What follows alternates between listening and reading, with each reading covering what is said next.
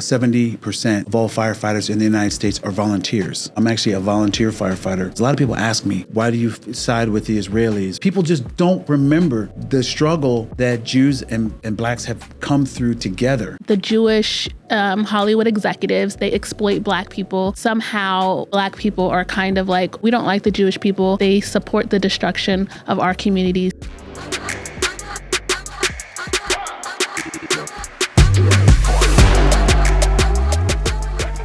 Welcome back to another episode of the Black and Jewish podcast. I am joined today by Lieutenant Aston Bright. Hi, Lieutenant Aston Bright. Hello. Thank you so much for having me. I have coined you as the non-Jewish Jewish hero. That's a great little tagline. I like that. I'm going to actually steal that. Yes, you need to take that and add that to the bio. I will. So I just want to jump right into it. You are a firefighter or a retired firefighter, but you are the public information officer for the Plantation Fire Department. But you fight fires in Israel. I do. So I'm not retired just yet. Oh, you're not retired? I'm not retired. Oh, sorry. He's not retired. She retired me. It's fine. So yes, I am a firefighter with the City of Plantation Fire Department. What most people don't know is that 70% of all firefighters in the United States are volunteers. So I'm actually a volunteer firefighter with Plantation. Oh, wow. I did not know that. Yes, another 21% of fire departments are combination departments. So some people are paid, some people are volunteers. And only 9% of the 27,000 fire departments in the United States are career paid departments. Most people don't know that. Really? Yes. So people volunteer their time to fight for their city, their state. Started with Benjamin Franklin in the 1700s. You probably have heard the saying, an ounce of prevention is worth a pound of cure. Mm-hmm. He used that in his Philadelphia newspaper to make the case for creating a municipal fire department for the first time ever where the residents didn't have to pay for service. So it was the first time it was a fire service for people, whether they could pay or not. Because prior to that, you had to hire your coverage in order to protect your neighborhood. Right. So Benjamin Franklin started that, and then the volunteer fire service has continued now here for a couple hundred years. So how many hours of your time do you volunteer, and how does it work? Like, is it like a full-time job, or it's only when there's a fire you're like called up? So we're called on demand. Like if there's a call, we respond from home, and we go to the station, get the fire truck, and we go out on the calls. Wow. So when we're not working or out of town, we're available, and when we do that. And it's a great way to serve your community. Okay. I have a great sense of being in service to other people, and I've done that in many ways throughout my life. And then when I found the fire service, it's been just the most rewarding thing. I feel like I get a lot more out of it than anyone that I help, whether I cut them out of a car in a car accident or put the fire out in their house, or save their cat out of the tree, whatever. Yeah. And it's just very rewarding for me, and it just gives me a great sense of fulfillment. It nourishes my soul when I can help other people. How did you get into fighting fires in Israel, specifically after October 7th and, on the Gaza border? So in 2015, my best friend Michael called me and said, hey, the Jewish Federation of Broward is putting together a team of firefighters to send to Israel whenever there's trouble. Would you be interested in doing it? And I didn't even think about it. I said, absolutely, I want to go. I didn't know that much about Israel per se. I know about the country. I mean, my background's in political science. I have a degree in political science. With a focus on Middle East. Yes, focusing on political and religious conflicts in the Middle East and North Africa. And so I understand, but had never been there. The only thing I knew is always seemed like there's war going on. There's always trouble there. Yes. And none of that mattered to me. I didn't even think, there's rockets and there's all that. I was just like, go to Israel to help. And I thought back to being in Sunday school, at church, and learning about the Israelites and the Hebrews and all these different stories, and having a chance to serve in Israel and going to the locations of the Temple on the Mount sermon and going to Jerusalem and all these different places. It's just been an incredible thing for me to do, but I didn't even think twice when I had the opportunity to join the Jewish Federation of Broward's team, and that team was part of a nonprofit response organization in Jerusalem called the Emergency Volunteers Project. So the EVP, they were the organization that was bringing the firefighters over in partnership with the Jewish Federations of North America. So that's kind of how it started. There's a little bit more to it than that, but that's the very high level way of how it got started. How many times have you been to Israel since the 2015 trip? So I went for the first time in 2017. So I've been there 5 times total. Okay. So 5 times I've been there, 4 times with the EVP, 1 time on an APAC Federation Foundation education trip. Okay. So I've been there 5 times. I've been there 3 times since the war started in October. I was there about 3 weeks after the war started in October. I was in the south in Ashkelon, so I was working along the Gaza border. I've been stationed in Sderot before. In 2018, wow. I was in Sderot dealing with the fire and ice, the kite and balloons. I don't know if you remember back in 2018, they were firing kites and balloons out of Gaza, starting fires. And so I was there, and then I was in Jerusalem in 2017, working. I don't remember what the issue was, but there was trouble somewhere, and so we went to go and help the Israel Fire and Rescue Service. Tell me about your experience there. Like, how were you received from like the Israeli people? So it's interesting because the Israeli people, they are just amazing. They're very passionate, and they have no filter. You know, they have a lot of great food. They're all very cordial and nice. And I need to learn some Hebrew because when they're talking, they always seem like they're arguing. You know, they always talk with your hand, and they speak strongly. Yes, but it's natural talk, but it's just aggressive. That's just the way they talk. That's the way they are. Yes. And I have a funny story. The very first time I went to Israel, I was in the Beersheba fire station. I had been in the country like 2 hours. Yeah. And we go to this big meeting, and as soon as we walk in the fire station, I hear this huge argument erupt in the kitchen. So I go running in, and there's 2 guys like nose to nose, like screaming at each other. And I like instinctively just want to go and break them up. And someone's like, no. They're just trying to decide what we're having for dinner tonight. You know? Okay, I have a funny story to add to that. My mom was visiting me in Jerusalem, and I lived on like a really busy street next to the Shuk, so people party all night. And she's listening to these 2 guys argue, and they're going at it. And she's like, wow, they must be really drunk, like fighting. And then afterwards, she's watching them from the balcony. They start hugging and kissing each other on the cheek and saying, I'm sorry, you're my brother. And she goes, who are these people? Like, they fight so hard, and then they're kissing like immediately after. It's amazing. It's like the Israeli way. It is. Israelis are tough. They're tough, and they're determined. They're strong people. They've been through a lot, and it's just an amazing place. I always love the food. There's so much food. Yes. We're eating breakfast, and someone's asking what's for lunch. You know, and every meal you have like 30 little salads. You know, with every meal. Yes. So it's just, the food is incredible. It's all fresh, and it's just amazing being over there. It's just really, really incredible. So what is your view about the Israeli-Arab conflict and the war that's happening now? So I'm a humanitarian. I'm not a politician. So I try not to get into the politics.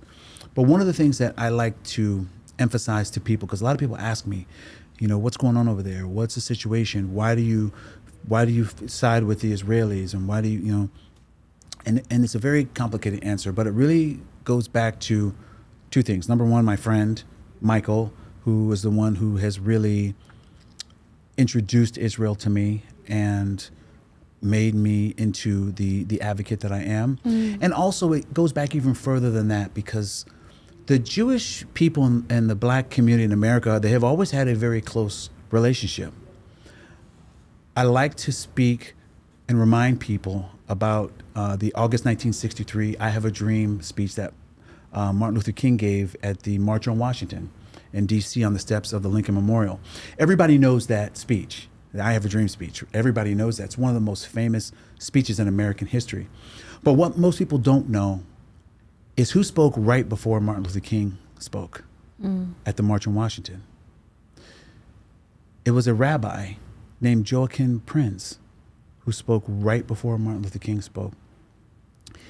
And Rabbi Prinz was the rabbi in Berlin in Nazi Germany. He was a Holocaust survivor. He was able to escape Germany, came to the United States, and as soon as he got here and saw the situation of the segregation and all of the civil rights struggles, he immediately turned his congregation and his mission to help with the civil rights movement. So a lot of people don't know his story, and one of the great quotes he has is that bigotry and hatred are not the problem. He says the most urgent, the most disgraceful, the most shameful problem is silence. And so he believes that we have to speak up and speak out. He did that for civil rights. There were freedom riders. A lot of the freedom riders who were helped to register black people to vote in the South were Jewish law students from the North who came down. The very famous Mississippi burning case were Jewish students. 2 of the 3 were Jewish students who were killed. So there's always been a very good sense of community. And so I feel this kindred spiritness with the Jewish community. So I feel it's important to help them, especially now they feel very alone. Okay, I want to talk a little bit about like culturally what's happening with the Black and Jewish community today in 2024. And like on previous shows, we've talked about, is there a breakdown between the Black and Jewish relationship? We don't really have data to support, that Black people just hate Jewish people, but it's kind of something anecdotal or something that we sense, or, there's always this idea that comes up, especially with Hollywood, given, even what's going on with the Diddy case right now. So I think it's a great time to talk about it. A lot of baby oil on that case. Good Lord. And then, and this thing of like the Blacks and Jews work very close together in Hollywood. Yes. And that the Jewish Hollywood executives, they exploit Black people. And so somehow, now Black people are kind of like, we don't like the Jewish people. They support the destruction of our communities through rap music, etc. Like, what do you say to the Black community about how, to, I guess, build bridges with the Jewish community and not looking at maybe a single Jewish executive or 10, I don't know, and saying like, that's not the representation of all Jewish people?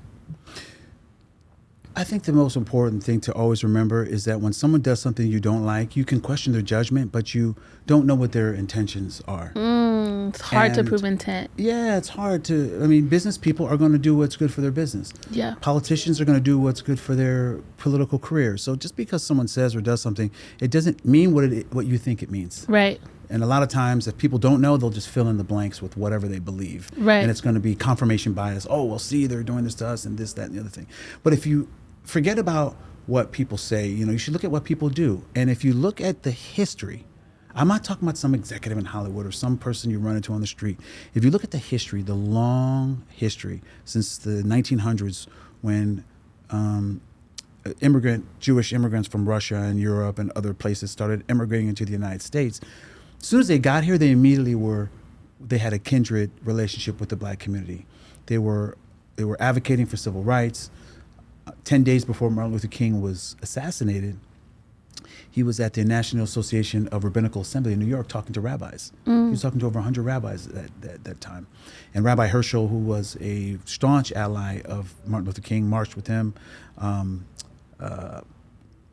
and was one of the great allies of the movement. And so a lot of that, unfortunately, has been lost. There's 2 things. A lot of that history has been lost to some of the younger generation. And also TikTok has perverted the relationship that we have because there's a lot of misinformation. There's a lot of anti-Semitism. So there's a lot of these younger people just don't know the history. Right. And that is probably the biggest challenge.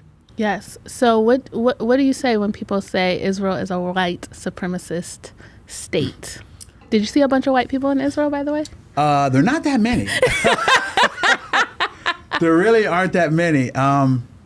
What surprised me the most, hearing things like that, it's an apartheid state. It's white supremacists. They're this, they're that. The most surprising thing to me when I went there the very first time was I was really shocked at how diverse of a population it was. And I didn't really see that. I didn't really see that many people you would consider to be like a European, like white person. There just aren't that many there. Right. It's Jewish people in Israel are Semitic people, and then there was also a lot of Ethiopians. There are a lot of Ethiopian Jews who were there. So that was another thing that surprised me. There were a lot of black people who live in Israel. I just didn't know that. Yes. And so this idea that Israel is this apartheid state is absolute nonsense. It's absolute nonsense. Israel's the only democracy in the Middle East. There are 2 million Arab Israelis, Arab Palestinians who are Israeli citizens. They vote in elections. They sit on parliament. There are Arab Christians on the Supreme Court, because not all Arabs are Muslims. Right. So there are Arabs, Christians, and Jews in Jerusalem. A third of the population of Jerusalem are Arab Muslims. And they all live together. That's another thing that surprised me, as how many Arabs are living in Jerusalem. And it's just and Akko. I've been to Akko. Very Oh, you went to cities. Akko Yes, as well. I've been to Akko. Yes. I've been to the Galilee. I've been to the south. I've been to the north. I've been to the Dead Sea. I've been all over. Yeah. I've been to the West Bank. What did you see in the West Bank? We're responding to a fire. I wasn't there like having dinner or anything, but Yeah. we were there for a fire, and there was and the fire service in Israel is nationalized. So they basically have one fire department. It's the Israel Fire and Rescue Service. In the United States, we have 27,000 fire departments, to put in perspective. So the and I don't want to get down too far in the weeds, but the Palestinian Authority, they have their own fire service, and then because they're a separate country, so to speak, territory, and then the state of Israel has their own fire service. When the Palestinian Authority fire service gets into trouble and they need help, they call the Israel fire service for help, and Israel will send assistance Into the West Bank. into the West Bank, into the West Bank. They don't go into Gaza, but they'll go into the West Bank, Judea and Samaria, and they will help to put out a fire. As a fire person, and I kind of touched on this before, I'm a humanitarian. So when I'm not a politician. I don't go to Israel because of politics. I go to Israel because they need help and they're calling for help. Right. And so that help can be in an Arab area, it could be in a Palestinian neighborhood, it could be in a Jewish neighborhood. It doesn't make a difference to me. If someone needs help and they call, I'm coming. And I don't care about your politics. I don't have any qualms with anyone's religion. And if you have a problem with people, you probably don't want to go to Israel, second only to Australia. It's the most diverse country in the world. I believe Australia is like 27% people born in Australia were born somewhere else. In Israel, it's like 21% of people who live in Israel were born somewhere else. So it's a very diverse place. You see every shade, color, a lot of different languages, a lot of different people. There's, especially in Jerusalem, there's Christians, there's everyone. Everybody's there. The Maronites from Lebanon, there's a bunch that live in Jerusalem. It's very, very, very diverse. So if you think it's this Jewish apartheid state, you're completely misinformed, and it's ignorance. And I always like to use that word, but it's not an insult, because ignorance just means a lack of knowledge. Yep. It's And like we're a all child. ignorant. We're all ignorant in some areas. In some for areas. sure. Like When I met you at the AJC event, you said to me, when you go to college campuses to speak at a Jewish or Jewish on campus event like Hillel or something, you make sure to always speak to a Black student union or also a Black organization on campus. How do they receive you when you're talking about Israel? A lot of the Black student organizations on campuses have a very good relationship with the Hillels. We did a joint event at the Florida Atlantic University in Boca and the Hillel at FAU. Mm-hmm. And it was an incredible event. I spoke, and then they watched the Black Klansman movie. It was at their on-campus student union movie theater. Oh, so nice. So I spoke there. I gave my little talk about the work that I'm doing and advocating for why we have to have a strong relationship with Israel. And it was interesting because it was happening in the lobby, and as people were coming out of the movie, just not even associated with the two groups, they all just kind of started to gather and stop and listen. There's an incredible thirst for knowledge about what's going on, because especially now, since the war has started, people are very thirsty for understanding. People want to understand. And so anytime I give talks, it's always a great discussion. There are always great questions.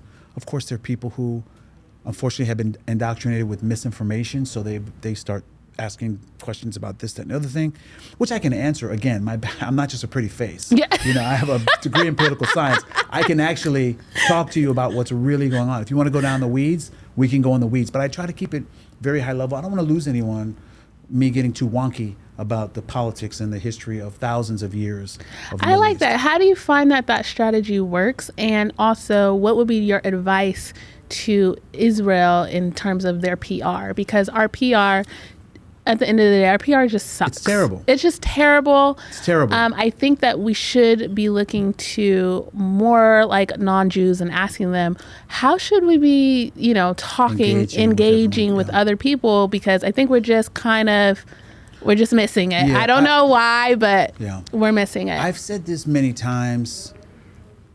That Israel has a messaging problem. They have the moral high ground. They're a democracy in the middle of the Middle East where there's nothing else like it there. They have the high ground, and they just don't do a great job pushing out their message in a clean and concise way. And that's a problem. That's a challenge for them. They need to get better at that. They're good at a lot of things.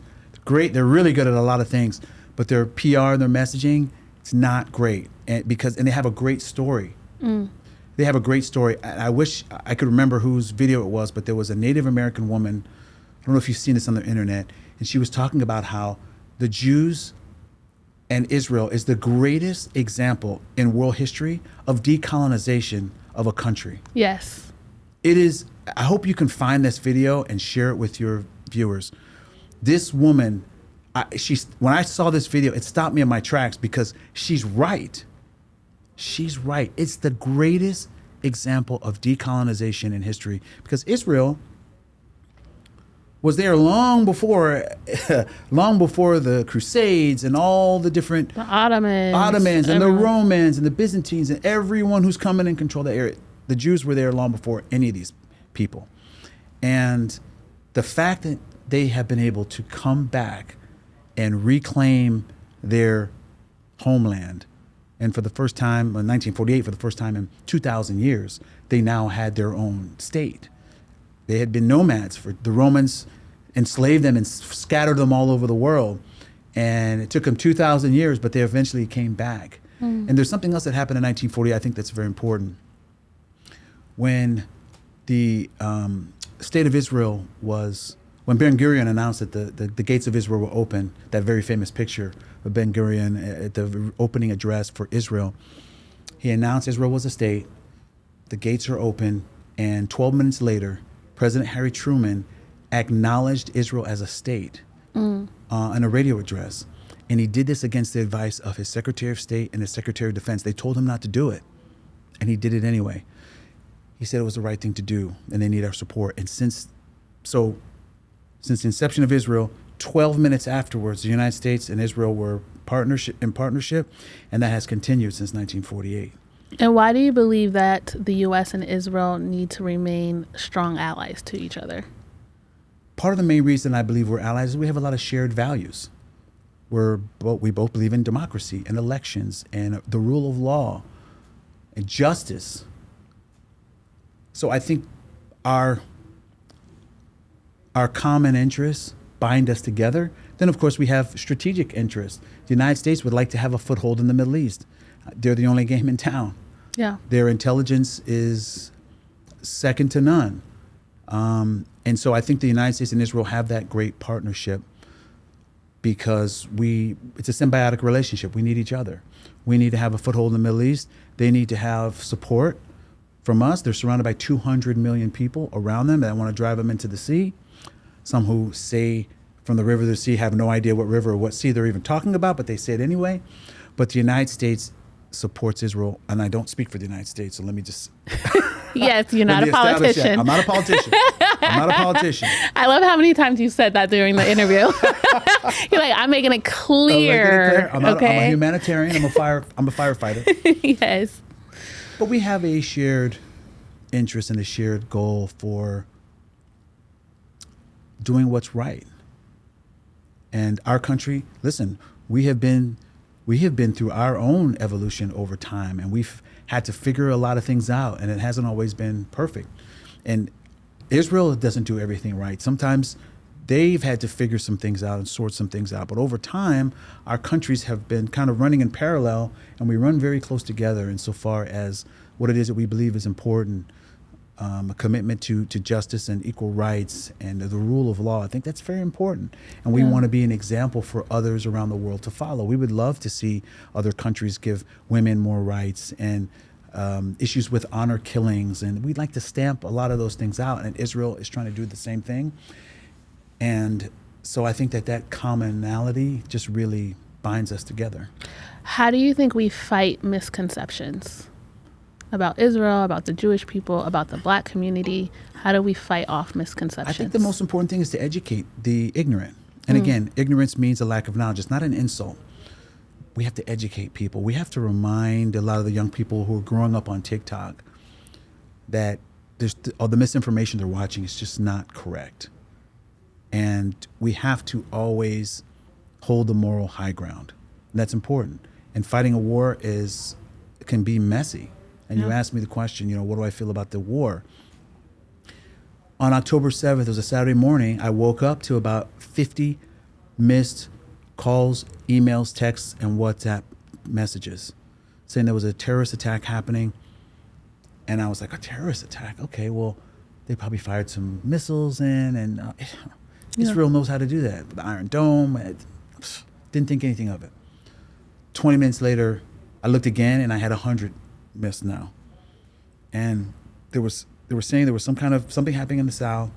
They weren't entirely sure what was going on, and that there would probably be a deployment from the EVP, deploying firefighters, volunteers, physicians from the United States into Israel. So these are the areas that the Emergency Volunteers Project specializes in. And that's when I realized there was something more serious. So then I turned on the TV. And I started to see, and I'm in a few WhatsApp chat groups, and I'm starting to see videos coming in of people. In the city of Plantation, if we had 2 fires going on at the same time, like 2 buildings that are actually on fire at the same time, it would be a big event. It would be a lot to deal with. In southern Israel, they had over 100 incidents going on at the same time. Wow. So if you think back to the Marjorie Stoneman Douglas shooting that happened, I guess it was probably in 2019 on Valentine's Day. There were over 130 911 calls. They were calling about one incident.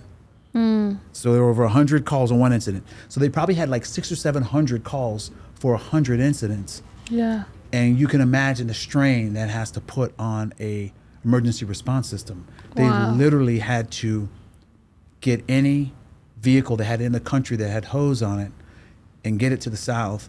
And they were putting as much personnel as they could on the trucks and just sending them out to respond to each call. And by the way, for the first 20 hours or so, there were terrorists in the country still in the South actively shooting and terrorizing and kidnapping and doing, marauding.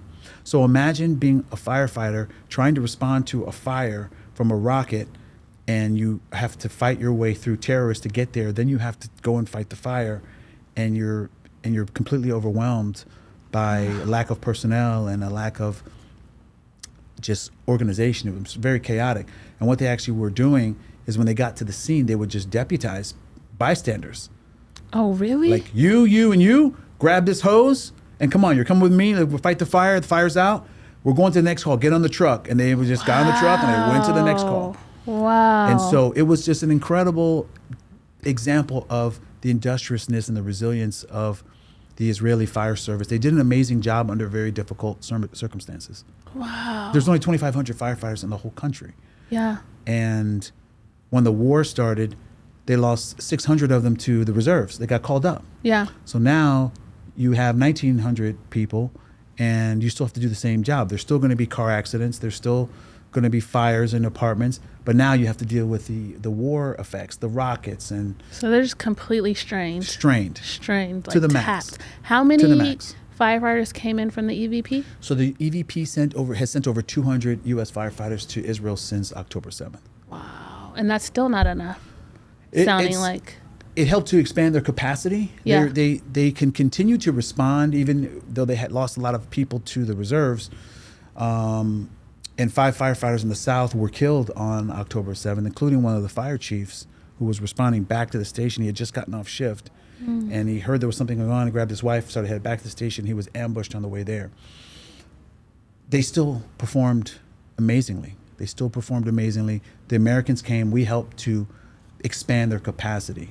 So they were able to get more fire trucks on the road because the Americans came to fill in some of those spots to help them expand their capacity. They could do it without us, but they were happy that we were there to help them to fill in. When you were there, did you visit any of the kibbutzim?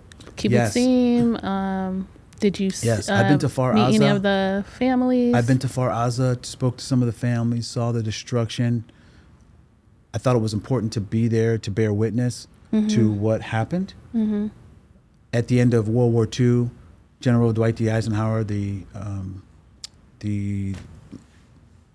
leader of Allied forces and president eventually, when they were liberating the camps, the concentration camps, one of the things he said was, we want all the media to come in here and film this because there's going to come a time where people are going to say that this never happened.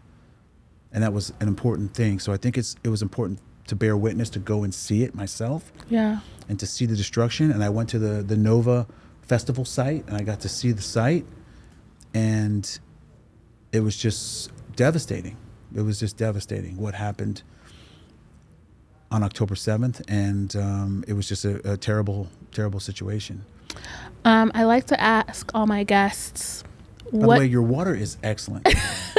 I'm glad you're enjoying it. It's really good. I don't know what's going on with this It's water. going to keep your skin glowing. It's already glowing, but you know. Well, dark skin brothers are in now. Yeah. Our stock is up. I got to keep my skin looking right. I wanted to ask you, what do you believe that the Jewish community has that they could give to the Black community that would strengthen their community? And what do you believe the Black community has that they could give to the Jewish community that would strengthen their community? Like an attribute, a value, question. a strength. That's a great question. I think one of the things of the Jewish community that I love is the idea of tikkun olam. Explain tikkun olam. Tikkun olam is repairing and healing the world that's broken. And I think that's just such a great principle and a great idea. And it's something that the Jewish community lives. I go and speak at a lot of Jewish organizations. There's 600 Jewish organizations in the country.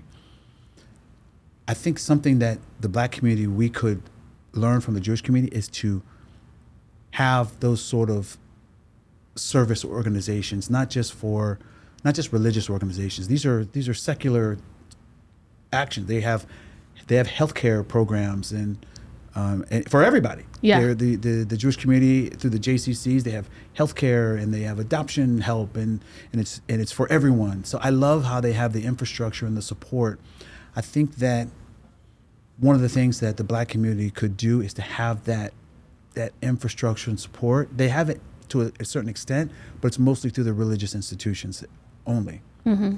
And Judaism is not only a religion, but it's also a culture. Yeah. So it's not just about synagogues and Chabads and different religious organizations, but there are a lot of other organizations as well supporting their efforts and pushing the science and technology, engineering and math, and just really focusing. I mean, I don't have to tell you, but every Jewish parent's dream is for their child to be a doctor or a lawyer. Yeah. And they push them to that. There was a time where Jewish students were going to the HBCUs because they couldn't get into any of the colleges. Yes. So people just don't remember the struggle that Jews and Blacks have come through together. And while the Black community's challenges may have been a little bit different, but they were different with a slight distinction, because Jews who came from Europe could kind of blend in at least a little bit. We can never hide that we're Black. We never had that. Yeah.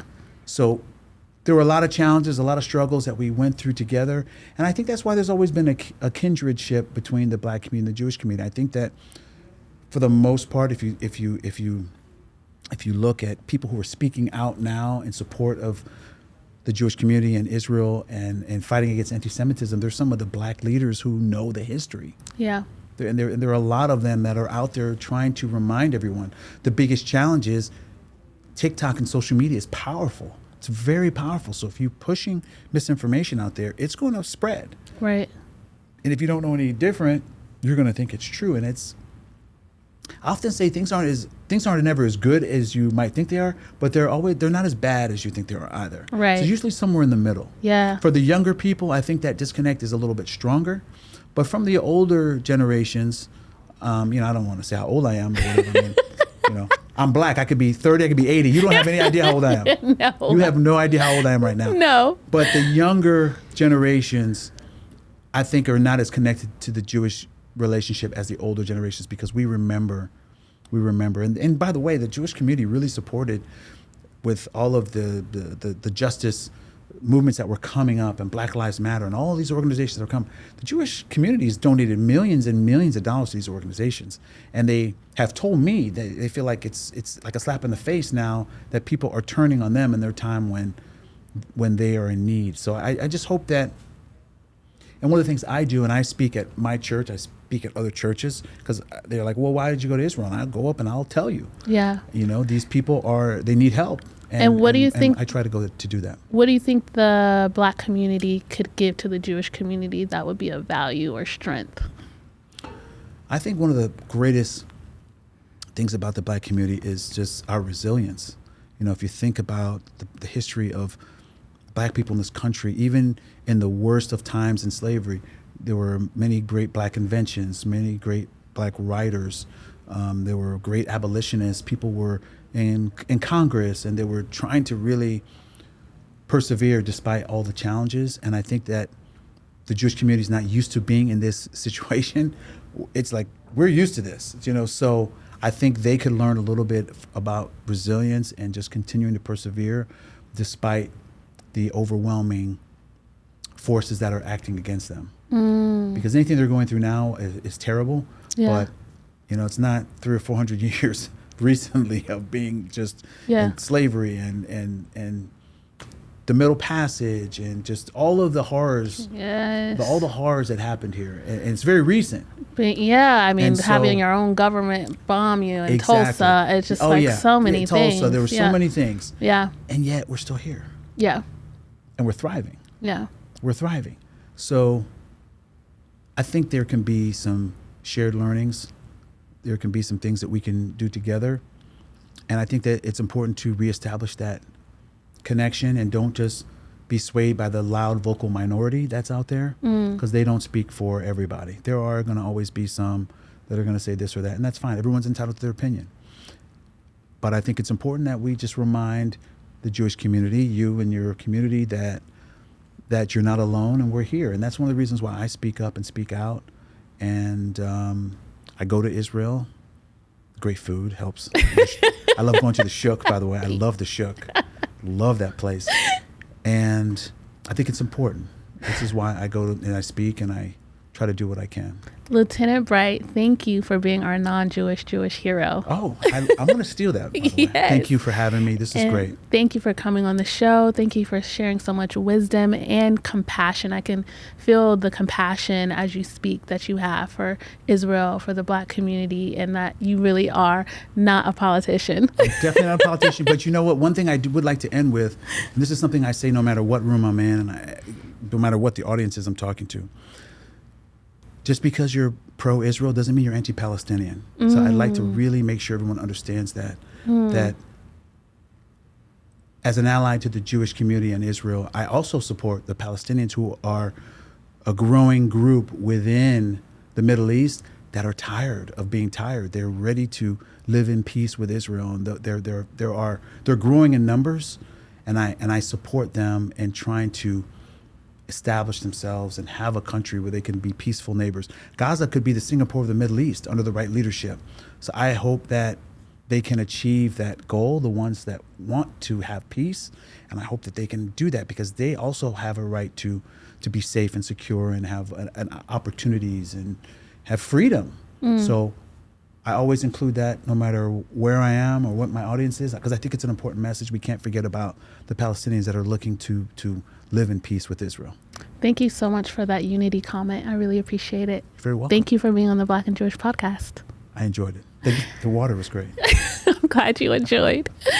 All right, guys, that is a wrap for this week's show. Comment down below what you thought. What are your thoughts? What do you think about unity? How can we, bring the Black and Jewish communities together? Did you learn something new about firefighters? Because I did. So please like, comment, and subscribe, and I will see you next week.